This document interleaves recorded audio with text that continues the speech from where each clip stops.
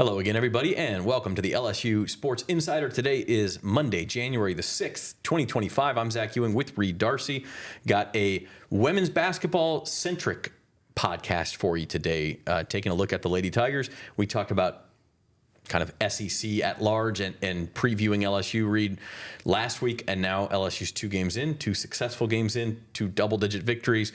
Everything expected kind of goes according to plan for LSU. Yeah, we said the SEC was a lot tougher than it has been in recent past, and we said that this SEC slate would be the toughest one they've had under Kim Mulkey. They haven't hit the tough games yet. You know, Arkansas and Auburn are probably going to finish in the bottom half of the conference, so against those teams, you're looking for LSU to take care of business, and it sure seems like they did in the past two games, Zach. Yeah, I mean, look, just because it's tougher, we talked about the men's SEC being just this gauntlet where even the 14, 15, 16 teams are still really good and can beat you. That's not quite the case on the women's side, and these are certainly two teams LSU expected to beat. They go up to Arkansas and win by 98-65 by 33 points. Come home, beat Auburn. It was only a 10-point game, but that's a little misleading too. I mean, that was a run by Auburn at the end that made it look a lot closer than it really was. Yeah, it was more so like a 15, 20-point win for LSU if you take away that 8-0 run they had at the end in garbage time. So yeah, two games, if you look at it, I guess we can start with Arkansas. You know, you wanted LSU to take care of business in this game because Arkansas, all due respect to them, they are not one of the top teams in the conference. They picked up 8 losses in their non-conference schedule, and they didn't have a particularly tough schedule. They played a lot of mid-major teams, and they lost a few games to mid-major teams. So they weren't particularly expected to challenge LSU. And what you wanted to see from LSU is could they start fast? You know, we talked about it throughout the non-conference. You know, they struggled with slow starts. They would get out and they would commit a bunch of turnovers, stumble out of the gates, fall behind early, then have to play catch up the rest of the game. So you wanted to see them start fast, right as the SEC as their SEC schedule started, and that's what they did. They got off to an early 9-0 lead, and then really kept it from there and kept it rolling and finished strong. So that was a complete game. I think Kim Mulkey was very satisfied with what she saw from that game. They shot it well from three. They ran well in transition, and I think that was probably as good of a start if you're an LSU fan as you could have hoped for that game. Yeah, I mean, you want to see dominance. Arkansas, like you said, they might be the worst team in the league. There's a couple of different candidates for that, but they're right up there. And so you get a road win out of the way. You go up there. You have the travel. Don't know that it's an especially tough environment, but it's at least a foreign environment, and so you get that done. Then come home and face Auburn, also not one of the best teams in the league, but probably better than Arkansas. And I think we saw a little bit. We talked in the non-conference about LSU sleepwalking at times. We saw a little bit of that in that game Sunday. Yeah, you did. Auburn, like you mentioned, not one of the best teams, and they're missing one of their top players. Actually, a former Arkansas player. Her name is Talia Scott. She had a great freshman year. She transferred to Auburn in the offseason, but she's only played 3 games this year. She's been hurt for most of the season. She was Auburn's second leading scorer, so they didn't have her, and they didn't have another guard who's a rotation player for them. So they were a bit shorthanded. So you expected LSU again to come out and win big, and that's kind of what they did. But it took them a while to get there, right? They started off, I believe they were at the end of the first quarter. They were down 5 points to Auburn. It was a really sloppy first quarter. It was something we'd seen throughout the non-conference for them. I believe 6 turnovers on their first 15 possessions, and they started out, they were like 4 or 5 of 12 from the field. Just not a great start. And then they turned it on in the second quarter, and they blew them out in the second quarter, had a 20-something point lead at halftime, and that was that. That's how they won the game. It seems like that's just been a pattern throughout this entire season, Zach. It's just like they start off slow, they sleepwalk through the first quarter, and then something clicks and they turn it on in the second quarter. You watch the first quarter and you're like, okay, if they only have to play first quarters the rest of the season, then they're in some trouble. They might miss the tournament. But if they play second quarters the rest of the season, then they're winning the whole thing. So it's a little bit puzzling. I'm not sure why they've started out slow so many times, but they've really made a point of turning it on when it really matters, and then doing enough to pick up commanding wins. Do you get the sense, and this is obviously just conjecture, there's no way we can know this for sure, but do you get the sense through your own opinion or through what you read between the lines, what Kim Mulkey says and the players say, that they're playing down to their competition a little bit in these times when they fall asleep? And that they're going to be able to turn it, because we're going to talk about this Tennessee game coming up Thursday. They play South Carolina in a couple of weeks. Like, you can't have those against those teams, obviously. You're going to lose those games if you do that. Yes. So is this just playing down to competition, or is this sort of an inconsistency that could plague them against top teams? I think, this team doesn't schedule tough in the non-conference. At least they don't schedule as tough as some of their peers in the SEC. Texas had a really difficult non-conference. South Carolina had a really difficult non-conference.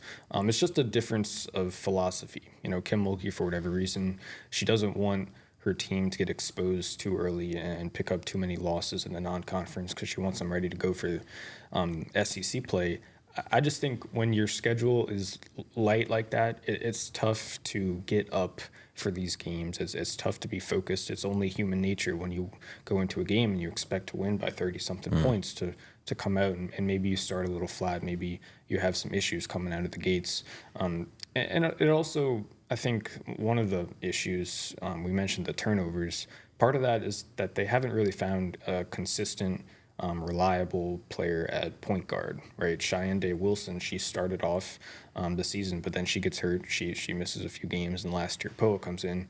And so they've been, trading point guards. It's a really important position for Kim Mulkey. It really helps that offense run in the half court and in transition. And I think having somebody there consistently, knowing who's going to be there, knowing who's going to have that spot locked down is really going to help their offense, I think, be smoother at the start of games. And if you listen to Kim Mulkey last night, it seemed like she wasn't ready to commit to one player starting at point guard. It sounds like it could be Cheyenne Day-Wilson, or it could be last year Poa. So look for that to change potentially throughout the next few games and see if that helps at all with the slow starts that they've had trouble with throughout the year. Yeah, I mean, I think we saw a motivated LSU team at Arkansas. It's the SEC opener. It's kind of easy to get up for that, no matter how good the opponent is. And we saw what they can do. And then all of a sudden you come back home and you're like, okay, well, we're better than this team. We're at home now. And you saw the other side. And so I don't think it's really super healthy for a team to try to turn it on, and you can kind of turn it off and on. You want to be able to find that fifth gear when you need it, but you also don't want to need it so often. Right, yeah, because their margin of error is going to get smaller and smaller as the season goes on when they're playing better teams. One thing, to be clear, like we mentioned last week, we are really nitpicking them. We are. They are 17-0, and they did breeze to wins in their first two SEC games. But I think just the bottom line for this team is that they play their best offensively when they're playing their best defensively, if that makes sense. I think everything flipped against Auburn because they really amped up the activity on the defensive end of the floor. They were much more physical, much more aggressive. They did a much better job forcing turnovers, jumping the passing lanes, and just being more active on defense. And that led to offense that helped them wake up and get themselves re-energized at the other end of the floor. And then they just coast. They once they get things going, they just have a way of snowballing and just building these big long runs where the PMAC's into it and they're into it, and they're all feeding off of that emotion of the wave of offense that they find. So I think the challenge for them is just finding that earlier in games and using that to stay ahead instead of playing catch up. And that's a great point about defense turning into offense. It's not just about energy. If it was just that simple, you could all drink 3 Red Bulls before the game and you'd be fine. Yeah. Like, what the other team does matters also. And so if you're an underdog coming into the PMAC or playing LSU at home, like, if you play a cleaner game, you're going to make it difficult for LSU to just blow you out of the building. You're going to make them execute in the half court, and that makes a big difference for this LSU team because they're not getting those easy buckets. Yeah, and Auburn's always super physical. They have a lot of size, a lot of length, and the way they play defense under their coach, Johnny Harris. They're just really physical, and they really do a good job of forcing turnovers. So that was part of it as well, I think. Auburn upset LSU last year. LSU went on the road there. They had a home and home with Auburn. They went on the road and they upset LSU because they made life so tough on Angel Reese and Anissa Morrow inside. They really were physical down there, and they really prevented them from getting open looks at the rim. You saw some of that again today. It was part of that physicality that helped LSU, that really got LSU off to a slow start. So that was part of it as well. But you want to see a smoother offensive start on Thursday against Tennessee. Okay, so we will talk about that Tennessee game in a minute. Want to remind you that you can subscribe to the LSU Sports at NOLA.com YouTube channel, up over 4,000 subscribers. So join the team and hang out with us every Monday and Thursday throughout the school year. We'll have podcasts for you throughout basketball season. We'll do some gymnastics, and then of course baseball and softball when we get into the spring. You mentioned taking away LSU stars, and one thing that sticks out from these first two SEC games is that Flau'jae Johnson, she was fine, didn't shoot the ball particularly well in either game, still got her points, still got some stats. Same thing with Michaela Williams. I think she's a little bit better shooting the ball up in Fayetteville, but those stats didn't pop off the page, and so I think it's a good sign for LSU that they were able to get some production from other places, and particularly from one place off the bench. Yep, Kaylin Gilbert, she's had a really great start to the season, and she's had especially really good start to the SEC slate of games. I think I was looking at it earlier. LSU didn't have a player like her last year, a player who can come off the bench, create her own shot, and give LSU a jolt of offense off the bench. Last year they were so reliant on their five starters, and when one of Angel Reese or one of Michaela Williams or Flau'jae Johnson left the game, you really didn't have anyone else who could come in and lift the offense through some cold stretches like you saw on Sunday.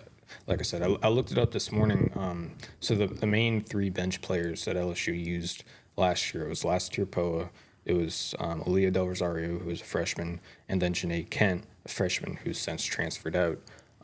Those three combined to have 3 double-digit scoring games across the entire SEC slate. That's not very much.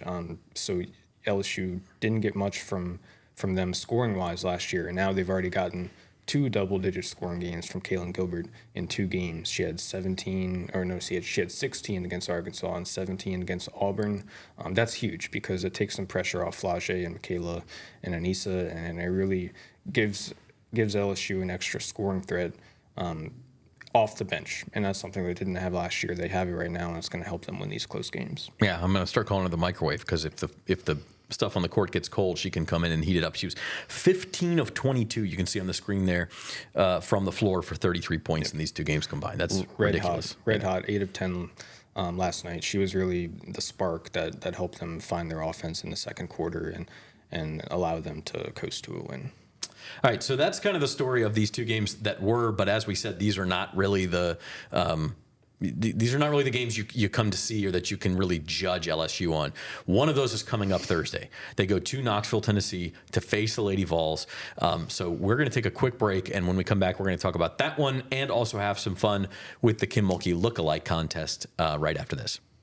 Experience the convenience and cleanliness that Waste Pro brings to Mardi Gras, LSU tailgates, and festivals with our top-notch portable toilet services. Perfect for large crowds and community events. Join the countless satisfied families and organizers who trust Waste Pro to keep their gatherings spotless and sanitary. Discover more about our services and make your next event a success at wasteprousa.com.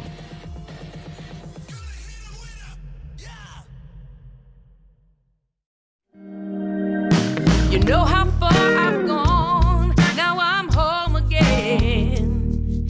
I'm feeling more alive these days than I've ever been. At the Baton Rouge Clinic, our sole focus is to provide exceptional health care for your entire family so that you can get back to doing what you love most. We are caring for generations.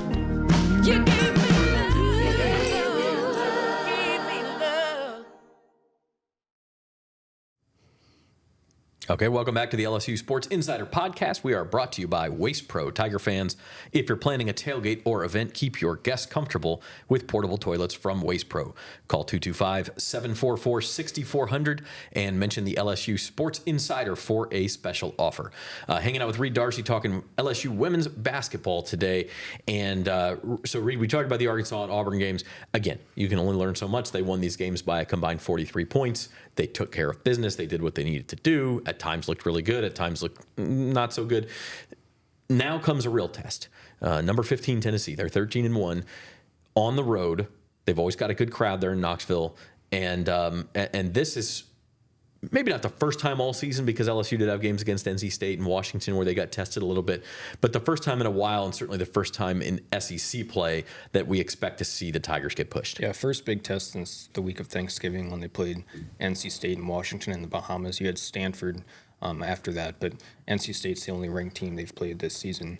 Tennessee is going to be the second ranked team they've played this season. And last week, when we previewed the SEC slate for both the men and the women with TJ, I said that the LSU women would finish the SEC slate of games 12-4, and one of those 4 losses that I penciled in was this game against Tennessee.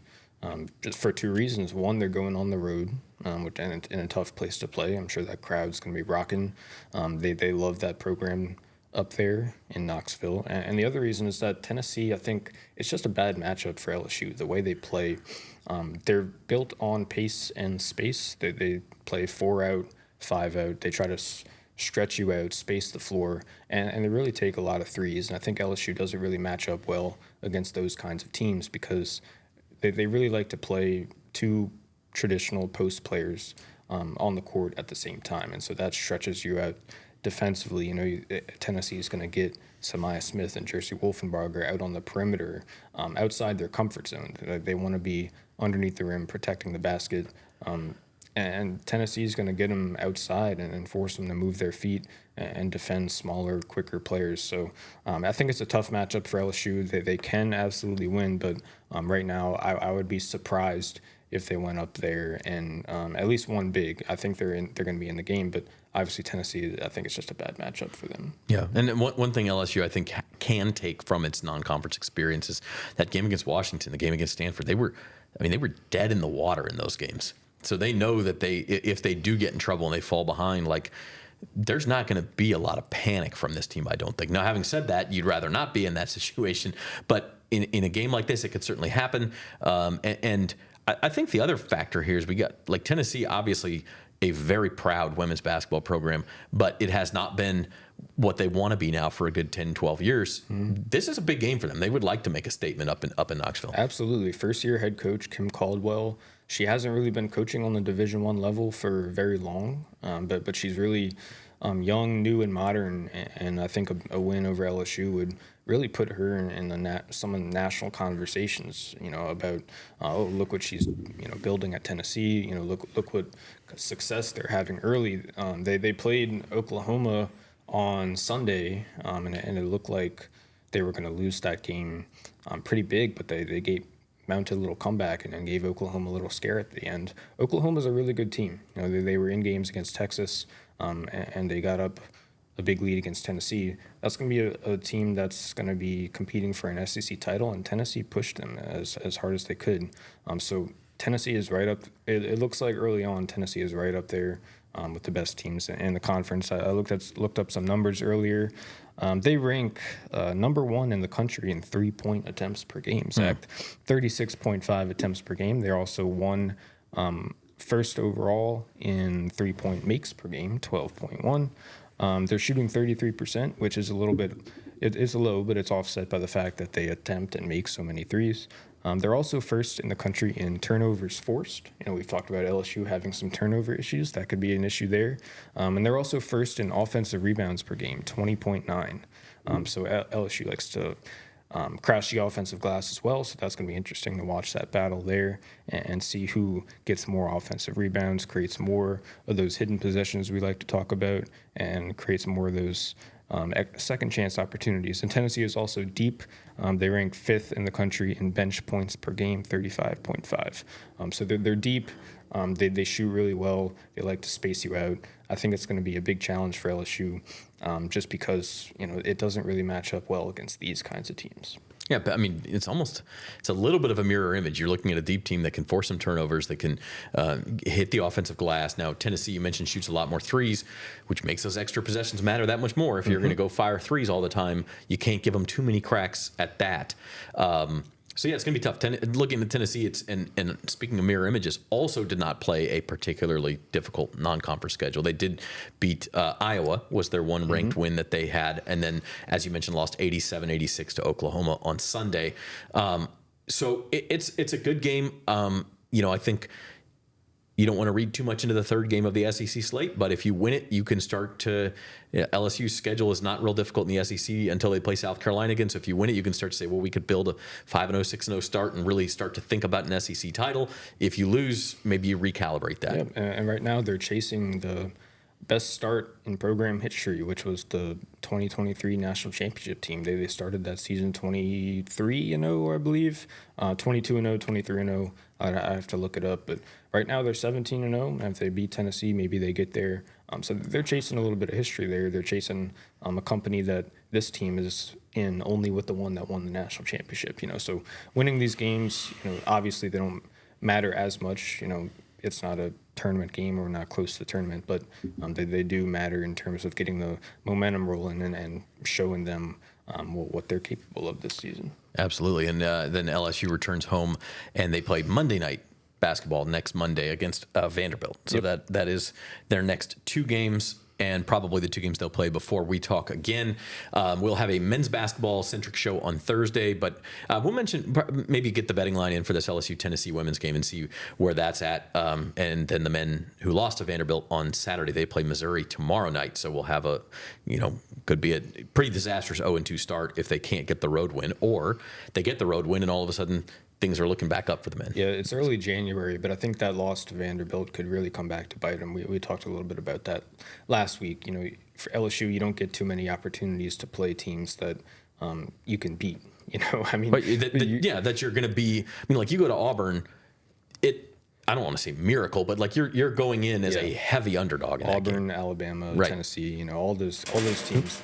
There's so many good teams at the top of the conference. Knock the sign over here. that you want to, the LSU men, they were competitive, but you want to win those, especially the games at home. Those home games against teams like Vanderbilt. So.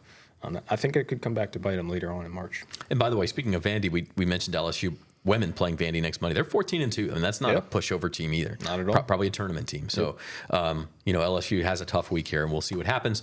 We did want to have a little fun to wrap up this show. Yesterday's game. Now, look, I don't want to take anything away from the basketball. It was a 10-point win. It was an SEC game.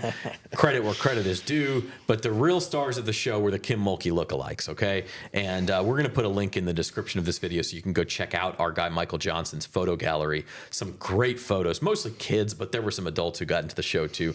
Kim Mulkey Lookalike Contest. You got to see what the winner looked like. So go click on the link in the description.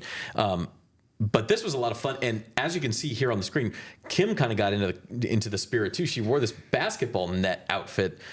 I don't even know. I guess you got to have that custom made. She outdid herself. It's right up there. I was trying to figure out if this is the worst thing she's ever worn, or maybe the second or third worst or thing she's ever worn. I don't know. I want to see your style. Huh? I want to see Zach. What outfits she says no to.